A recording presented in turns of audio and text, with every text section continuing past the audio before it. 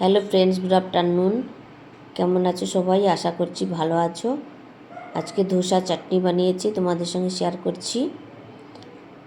ধোসার চাটনির জন্যে মুগফলি মানে বাদাম, কাজু, ধনিয়া, কালা জিরা, কড়িপাত্তা, নারকেল সবকে ভুনে আমি একটু তেল দিয়ে দিয়েছি। তেল দিয়ে ভালো করে ভুনে, খালিতে ভুনে তারপরে তেল দিয়েছি।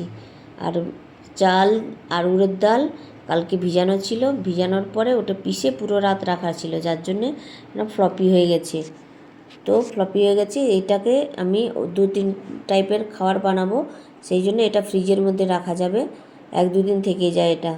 এর ধোসা, ইডলি, উত্তপম বিভিন্ন রকম আইটেম এতে বানানো যায়।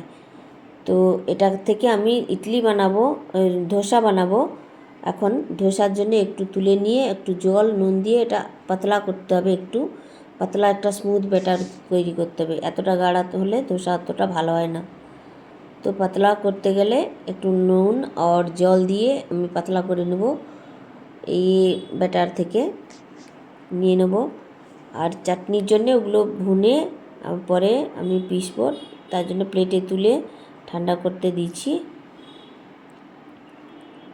এটা ব্যাটারটাকে দেখালাম কিভাবে স্মুথ হয়েছে, মানে ফ্লপি হয়েছে আর কি, মিক্সিতেই পিষা। তো এটা হচ্ছে, এটা খালি কড়াতে ভুনে নিয়ে তারপরে একটু তেল দিয়ে দেবো। তো এমনিতেই নর্মালি করে এটা, আমি এর মধ্যে একটু ধনিয়া, কালো জিরা দিয়েছি, এটা টেস্ট বাড়ানোর জন্যে। তারপর কারি পাতা আছে, শুকনো মির্চি আছে, নারকেলের ছিলকা তুলতে পারো, আমি এখানে এইসেই রেখে দিয়েছি। তো তোমরা চাইলে নারকেলের ছাল তুলে করতে পারো, যদি যে বেশি হোয়াইট চাটনির দরকার হয় এই আর কি। তো এখান থেকে আমি ব্যাটার নিয়ে নেবো, একটু নিয়ে নুন আর একটু জল দিয়ে ওটাকে একটু স্মুথ পাতলা করে একটু বানাবো, বানিয়ে তারপরে ইউজ করব।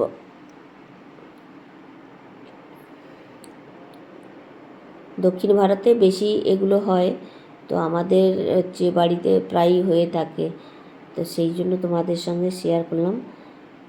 এটা একটু মেহনতের হয়, অনেকে সুজি দিয়ে দই দিয়ে বানায়, তো এটার টেস্টটা বেশ মানে একদম আলাদা, একদম চাল দিয়ে আর উড়দ ডাল দিয়ে টেস্টটা খুব ভালো হয়, এর টেস্টটা। এবার তাওয়াতে আমি অল্প তেল দিয়ে দিয়েছি, তাওয়াটা গরম করে নিয়ে ফ্লেভারটা কম করে দেবো। এবার উপরে 2 চামচ দিয়ে হালকা করে ঘোরাবো।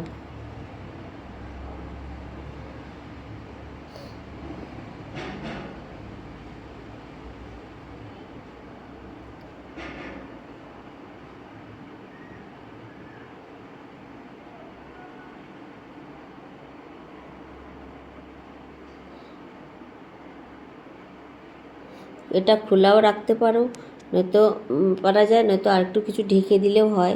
এবার যে কড়ক খেতে চায় তো কড়ক মানে বেশিক্ষণ রাখতে হবে, আর একটু নরম নরম যারা খেতে চায় নরমও রাখা যায়।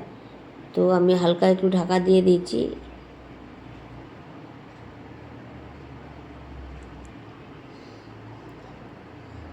তাড়াতাড়ি হওয়ার জন্য আমি একটু ঢাকা দিয়ে দিচ্ছি।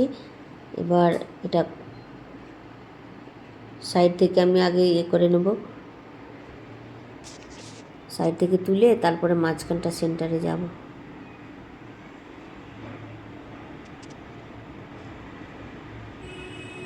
কিছুটা আমাদের সরু চাকলির মতোই, ওটাতে মিষ্টি দিয়ে মাঝখানে দেওয়া হয়, আর এটাতে এমনি মানে নমকিন হয় আর কি, চাটনির সঙ্গে খাওয়া যায়।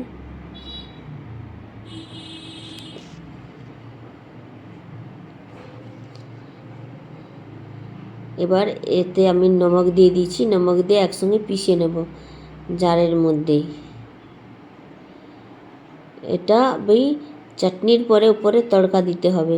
তড়কার মধ্যে আমি হচ্ছে সরষের তেল নিয়েছি, ওর মধ্যে তড়কা দিতে গেলে আমার লাগবে কালো মানে সরষু মানে কালো যেটা রাই বলে, রাই, তারপরে কড়ি পাতা আর বুনা যে মির্চি পাউডার, হিং। তো এইগুলো দিয়ে আমি তড়কা উপর থেকে দেব।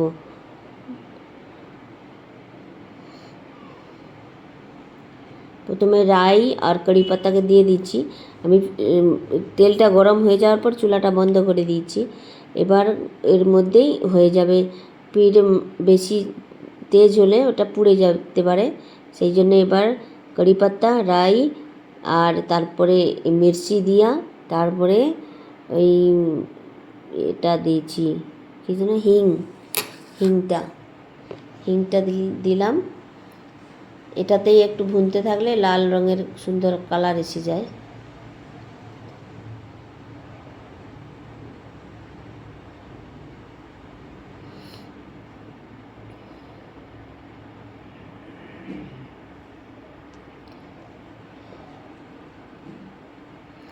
এবার ওই চাটনির উপরে আমি দিয়ে দেবো এটা, তো দেখতে সুন্দর লাগে একদম, কালার লাল লাল।